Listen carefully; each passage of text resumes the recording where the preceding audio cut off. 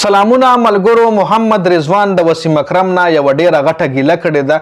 د انډیا او د افغانستان میچ چې کله انډیا وګټلو نو هغې کې سوریه کمار یادف چې کوم هغه پکې مین اف دی میچ راغو.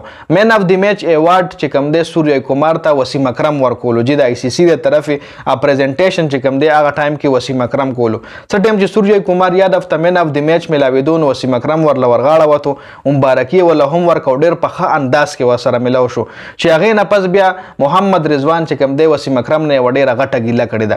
څه ګیلې ترې کړې ده په هغې باندې هم په دې ویډیو کې ډسکشن کوو. هغې نه علاوه نور هم د پاکستان او انډیا میچ حوالې سره چې وسیم اکرم کم بیانات جاري کړي په هغې باندې هم په دې ویډیو کې خبره کوو. نو ویډیو خپله هم مکمل وګورئ او مخکې ملګرو سره ضرور شریکه کوئ. جي تاسو له دې پته کله چې انډیا او پاکستان میچ وشو پاکستان هغه میچ بایلو 120 رنزونه چیز نه کړل.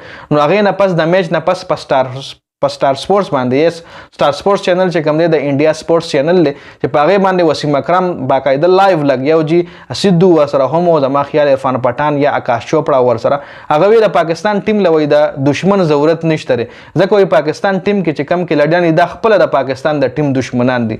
دا وسیم اکرم بیانات جاري کول. جي چې لکه مطلب د پاکستان ټیم کې چې کم کې لډیان دي دی د ماشومانو حرکتونه کوي. وایي لکه زه به رضوان پویوم زه به بابر اعظم پویوم. لکه رضوان حوالې سره وسیم اکرم دا ویلي چې رضوان لنو په کار چې د په بمرا باندې شاټ وهلو چونکه بمرا د هغې اټیکینګ بالر دی وکټ ټیکر بالر دی او بمرا د هغې ټیم کې ټف بالر دی. چې کله بمرا بالنګ ته راغو نو رضوان له پکارو چې لږ ډیفینس یې وتلی و هغه اور میډن وخت کې و بېشکه خو شاټ پې نه والو. تاسو له معلومه ده چې هغه بال بمرا ان سوینګ وکړو او رضوان یې پې بوډ کړی په ړومبني بال باندې چې هغې نه پس بیا میچ ټوټلی چین شو د پاکستان فیور کې او بیا پاکستان نه ډایرکټ میچ انډیا ته ور وړېدو.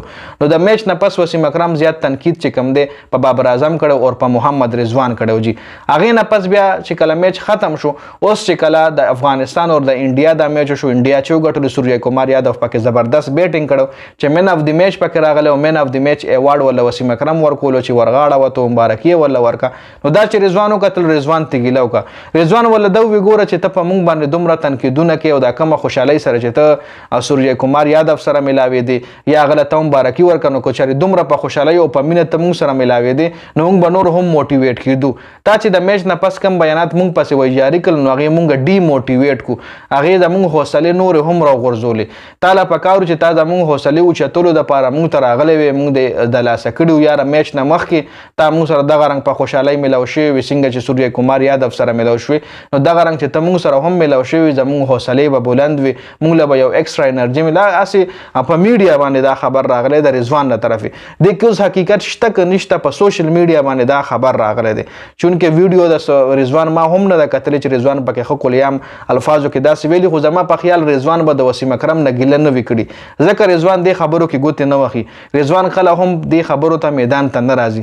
دا بس یو فیک نیوز وي خو د وسیم اکرم حوالې سره چې دا کمې خبرې مو وکړي نو دا وسیم اکرم له پکار و چې په کومه خوشحالۍ سره ته سوریه کمار یادف سره یا د انډیا کې لړیانو سره ملاویږي نو داسې چې ته د پاکستان کې لړیانو سره ملاوېدې ډریسنګ روم له ورتلې پریکټس سیشن له ورتلې ایکسپیرینس دې ورسره شریکولو څه مشوره دې ورکوله نو ښه به وه. جي دا اپډیټ شو د ویډیو کتلو زیاته مننه. جي والسلام.